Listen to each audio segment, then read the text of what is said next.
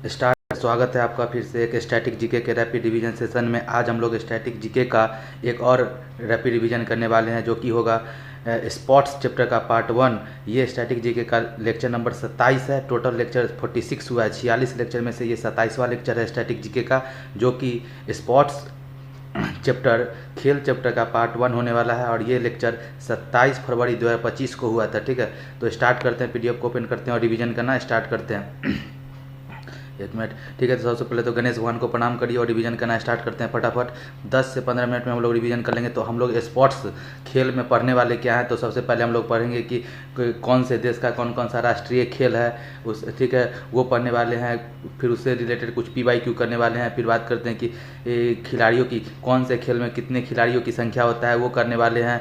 और बात करते हैं उसका PYQ करने वाले हैं। उसके बाद बात करते हैं कि प्रमुख खिलाड़ी का जो ऑटोबायोग्राफी है, जो हाल फिलहाल में लॉन्च हुआ है, उसको पढ़ने वाले हैं। उससे रिलेटेड करंट अफेयर और PYQ पढ़ने वाले हैं। आगे पढ़ने वाले हैं कि खेल, उसके महत्वपूर्ण जो शब्दावली है, टर्मिनोलॉजी है, उसको पढ़ने वाले हैं। और MCQ को देखने वाले हैं। आगे बात करते हैं कि खेल और उससे रिलेटेड जो ग्राउंड का नाम होता है वो पढ़ने वाले हैं, और उसका क्या मेजरमेंट होता है, क्या माप होता है, उसको पढ़ने वाले हैं।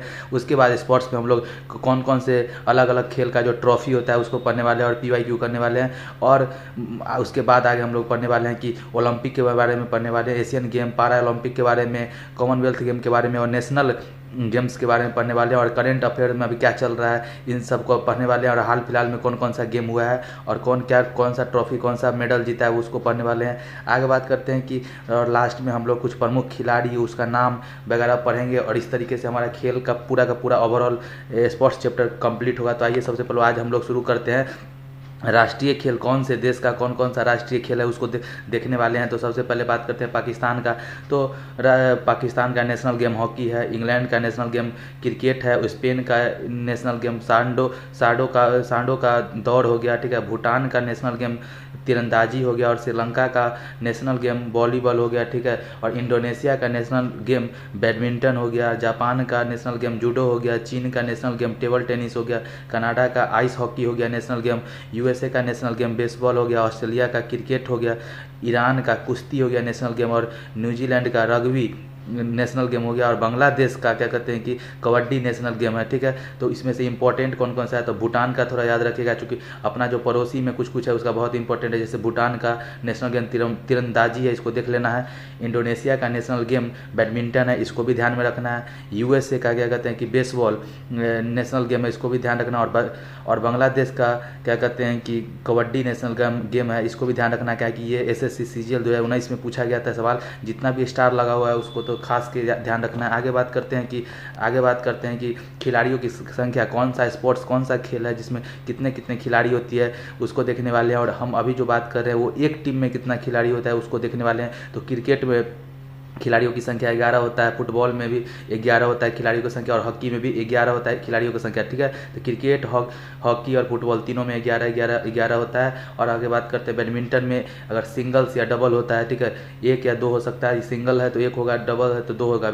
उसी तरीके से टेनिस में, ठीक है, उसी तरीके से टेनिस में या तो सिंगल होगा या डबल होगा। ठीक है, 1 या 2 हो सकता है। खो खो में तो नो माने 9 होता है। ठीक है, तो पोलो का देखिए POLO पोलो हो गया ना, तो 4 अक्षर का है, तो पोलो में 4 खिलाड़ी का संख्या होता है। बात करते हैं टेबल टेनिस का। तो टेबल टेनिस में या तो 1 सिंगल्स होगा या डबल्स होगा, तो 1 खिलाड़ी या 2 खिलाड़ी हो जाएगा। आगे बात करते हैं बेसबॉल का। तो बेसबॉल, तो बेस तब बेस, इसका याद करने का ट्रिक क्या है कि बेस में क्या है, बेस है ये नहीं है, नो बेस, तो नो बेस, तो 9 याद रख लीजिएगा कि बेसबॉल में खिलाड़ियों का संख्या 9 होता है। रग्बी फुटबॉल में 15 होता है। ठीक है ना, सर्वाधिक रग्बी फुटबॉल में ये होता है, 15 होता है। आगे बात करते हैं वॉलीबॉल का। तो वॉलीबॉल में खिलाड़ियों का संख्या 6 है।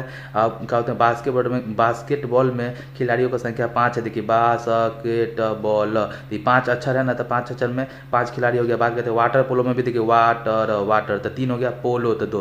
ठीक है, तो ऐसे वाटर पोलो ऐसे करके याद रखिएगा तो 7 हो जाएगा। ठीक है, वाटर WATER वाटर पोलो ऐसे करके याद रखिएगा ना।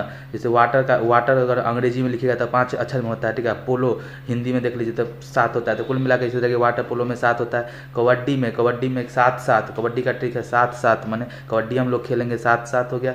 नेटबॉल, तो नेटबॉल में देखिए NETBALL, तो क्या बोलते हैं कि 7 अल्फ़ाबेट है तो 7 खिलाड़ी होता है नेट बॉल में। और बात करते हैं जिम्नास्ट में 8 होता है। तो एक और देखिए, क्रिकेट, फुटबॉल, हॉकी में 11-11, टेबल टेनिस टेबल टेनिस हो गया, टेनिस हो गया, और क्या बोलते हैं बैडमिंटन में 1 या 2 सिंगल या डबल होगा, खो खो 9 हो गया, पोलो में 4 हो जाएगा।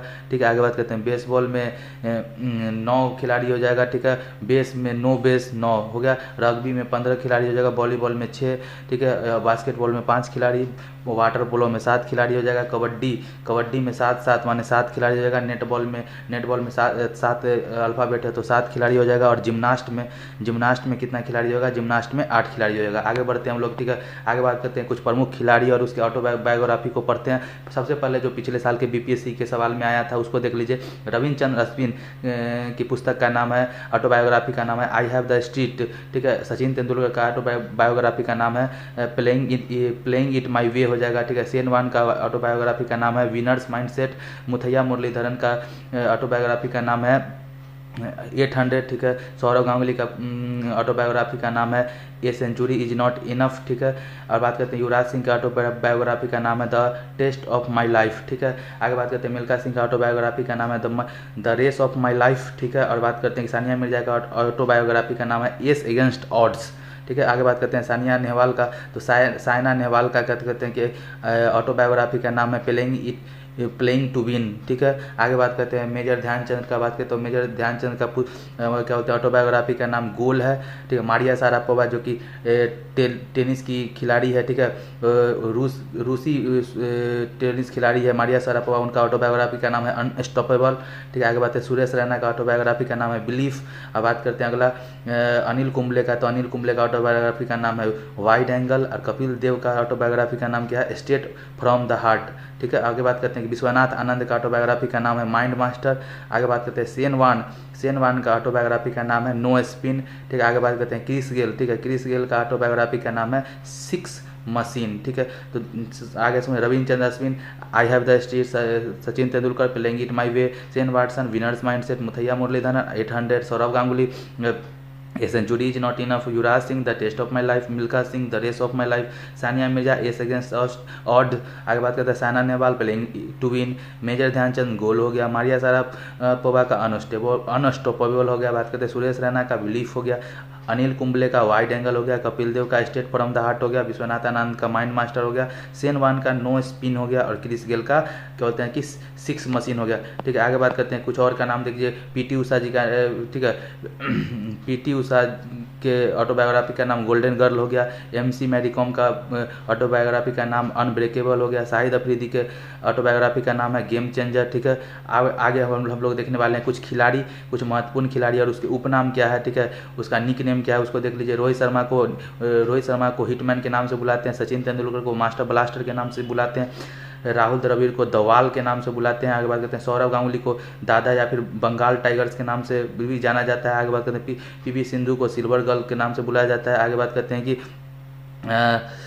मेजर ध्यानचंद जी को हॉकी के जादूगर के नाम से बुलाया जाता है। कपिल देव जी को हरियाणा हरिकेन के नाम से कपिल देव जाने जाते हैं। बात करते हैं हिमा दास जी को डिंग एक्सप्रेस के नाम से जाना जाता है। मिल्खा सिंह को फ्लाइंग सिख के नाम से जाना जाता है, और सुनील गावस्कर को लिटिल मास्टर के नाम से जाना जाता है। आगे बात करते हैं के नंबर में आता है कौन?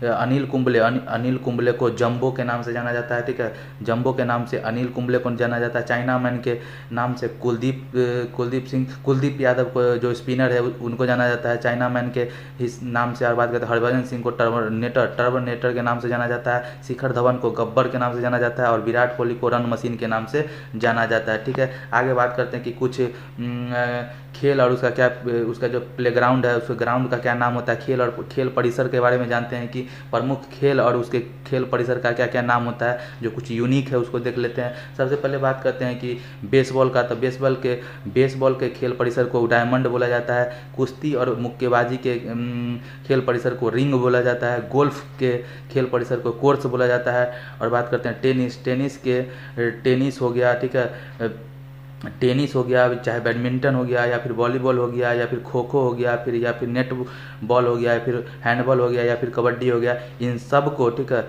इन सब के खेल परिसर को कोर्ट बोला जाता है। ठीक है, कोर्ट किसको किसको बोला जाता है, तो tennis, badminton, volleyball, kho kho, netball, handball, kabaddi, इन सब के क्या बोलते हैं, खेल परिसर को कोर्ट बोला जाता है। आगे बात करते हैं कि जूडो या कराटे, जूडो या कराटे के खेल परिसर को क्या बोला जाता है, मैट बोला जाता है। Tennis, table tennis